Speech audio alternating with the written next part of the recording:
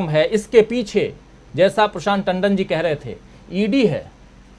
ये कोई दुर्घटना नहीं है, ऐसा मेरा जितना भी अनुभव है, ये तो होना ही था।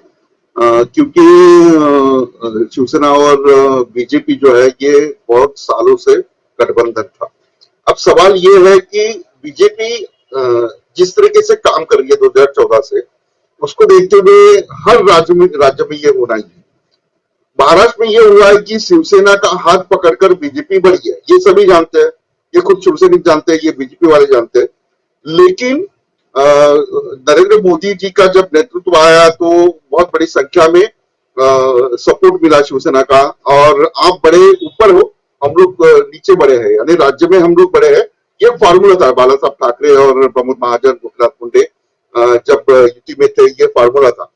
लेकिन धीरे धीरे क्या हुआ, जब 2014 में सरकार आई, देवेंद्र फडणवीस सीएम बने, उसके बाद शिवसेना यानी 100% भाजपा का जो नारा है वो बीजेपी ने अपनाया, और अपनाने के लिए उन्होंने तोड़ फोड़ की जो भी राजनीति करनी है वो उन्होंने की, और अलग अलग जगह शिवसेना को डैमेज होने लगा। अब देखिए, लास्ट विधानसभा चुनाव में दोनों साथ में लड़े थे, और दोनों साथ में लड़े थे। जब चुनाव का मतदान हुआ, मतदान का 6 बजने के बाद मतदान 7 बजने के बाद जब बंद हुआ, तो मैंने कहा था कि शिवसेना बीजेपी साथ तो लड़े हुए, लेकिन उनके अपोजिशन यानी उनके कैंडिडेट गिराने के लिए महाराष्ट्र के हर विधानसभा में काम हो रहा था। और ये मैंने तो ये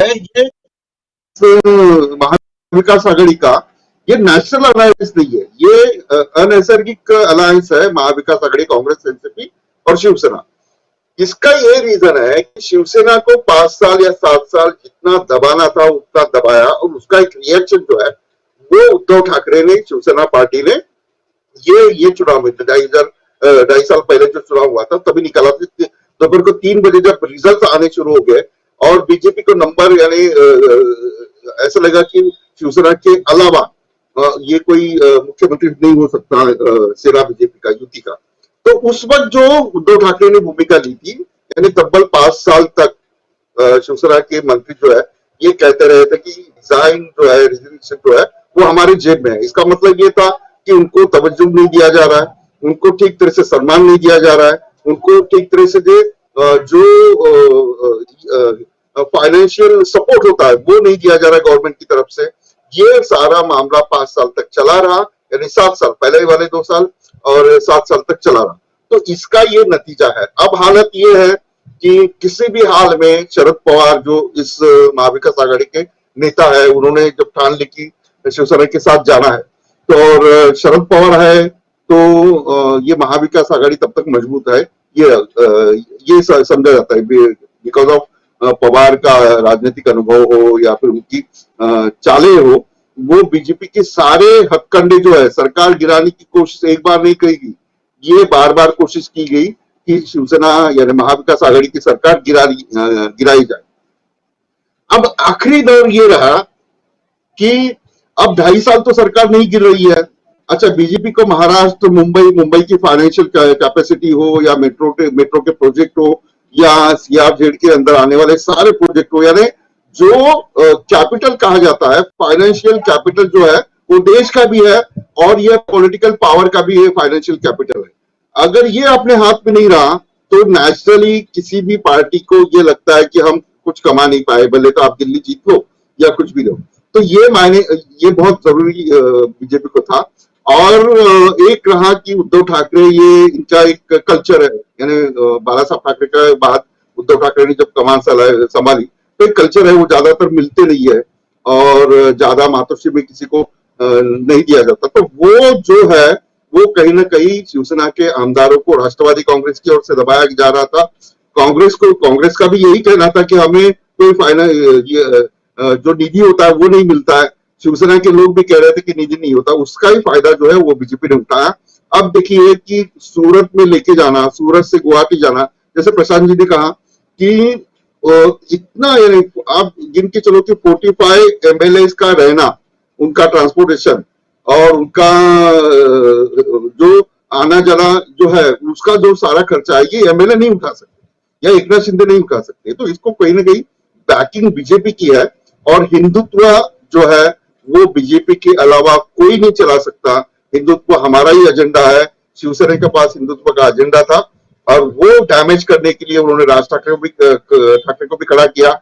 लेकिन उद्धव ठाकरे ने जिस तरीके से कमान संभाली थी तो यही था कि उनकी पार्टी फोड़ी जाए और पार्टी में जो नाराज लोग हैं उनको सपोर्ट करके बीजेपी सरकार बनाए। तो ये माहौल है और अब की ये स्थिति है कि अब भी एनसीपी की, मैं थोड़ा लेट कनेक्ट हो गया, राष्ट्रवादी कांग्रेस के सर्वसर्वा और शरद पवार, अजित पवार, सारे लोगों ने मिलकर ये कहा है कि हम किसी भी हालत में ये सरकार गिरने नहीं देंगे।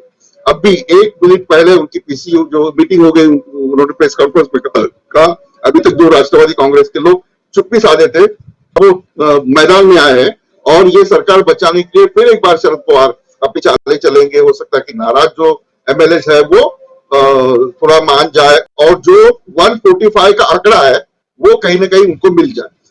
एक 30 सेकंड में मैं ये बता दूं आपको कि एकनाथ शिंदे के पास 37 शिवसेना के एमएलए, 9 जो है वो इंडिपेंडेंट है। शिवसेना के पास अभी 17 एमएलए है, यानी शिवसेना के 55 एमएलए है। तो एकनाथ शिंदे के पास अभी ज्यादा है, लेकिन आशा ये है कि 37 में से 10 में फूट जाए तो एकनाथ शिंदे को अलग पार्टी बनाना मुश्किल होगा।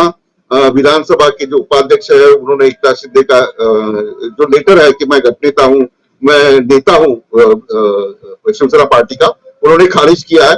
और जो शिवसेना ने कल उद्धव ठाकरे ने जो नेता बनाया अजय चौधरी को, उसको मान्यता दी है। तो अभी हरकत में आ गई है महाविकास आघाड़ी के शरद पवार फिर एक बार उद्धव ठाकरे के साथ मिलकर ये सरकार बचाने की कोशिश कर रहे हैं। राजीव जी, बहुत सारी बातें आप बता रहे हैं, लेकिन महत्वपूर्ण बात यह कि अब खुल करके सामने आ गई है एनसीपी और उसके मुखिया शरद पवार, जो महाविकास आघाड़ी के नेता भी हैं। और अगर वो और अजित पवार ये लोग खुल करके बात कर रहे हैं और किसी भी ढंग से सरकार को गिरने नहीं देंगे, ये बात अपने आप में बहुत बड़ी बात है, जो अभी थोड़ी देर पहले जो आप बता रहे हैं। लेकिन भारत शर्मा जी, किस नज़रिए से कैसे देखते हैं आप? देखिए 2-3 दिन हो गए, 3 दिनों का ये पूरा का पूरा जो सियासी गहमा गहमी है वो गुवाहाटी में तो है, बाढ़ की बात भी हो रही है। 2 विजुअल्स काफ़ी तैर रहे हैं, एक तरफ बाढ़, दूसरी तरफ रेडिसन ब्लू में ये तमाम नेतागण। लेकिन उन सब से इतर अगर मुंबई की बात करें तो मुंबई से जो खबरें आ रही हैं वो बार बार यही आ रही हैं कि इनकी सरकार अब गई तब गई। लेकिन आप क्या कहेंगे, सरकार गई या बच गई? नहीं, सरकार तो मुझे लगता है कि ये कल का एक दिन बहुत जरूरी है राजू।